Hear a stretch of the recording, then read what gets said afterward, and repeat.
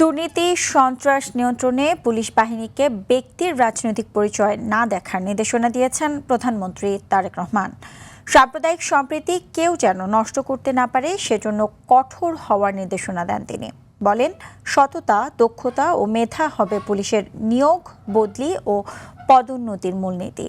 নিজ কার্যালয়ে বাহিনীটির ঊর্ধ্বতন কর্মকর্তাদের উদ্দেশ্যে দেয়া ভাষণে তিনি এসব কথা বলেন। রুদ্র রফিকের রিপোর্টে দেখুন বিস্তারিত।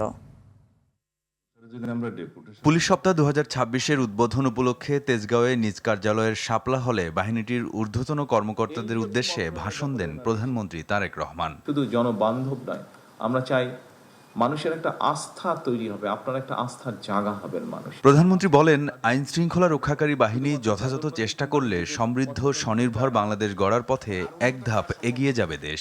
পুলিশের কার্যক্রমের উপরে পুলিশের আস্থা এবং নির্ভরতার সৃষ্টি হলে আমি মনে করি একটা যে নতুন সমস্যা তৈরি হচ্ছে বা হয়েছে, বিশেষ করে 5ই আগস্টের পরে মব ভায়োলেন্স, এই জিনিসটাকে খুব সুন্দরভাবে ট্যাকেল করা সম্ভব হয়। সাম্প্রদায়িক সম্প্রীতি রক্ষায় পুলিশ বাহিনীকে কঠোর হওয়ার নির্দেশনা দেন তারেক রহমান।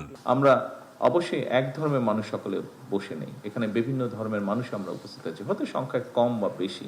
সাম্প্রদায়িক সম্প্রীতি কিংবা কোন রকমের নাশকতামূলক কার্যক্রমে লিপ্ত হতে না পারে, কঠোর হস্তে কঠোরভাবে এটিকে আমাদের এনশিওর করতে হবে। অপরাধ দমনে ব্যক্তির রাজনৈতিক পরিচয় বিবেচনা না করার নির্দেশ দেন প্রধানমন্ত্রী। পলিটিক্যাল আইডেন্টিটি, ইনফ্লুয়েন্সিয়াল আইডেন্টিটি, এরকম বিষয় আপনাদেরকে ফেস করতে হবে।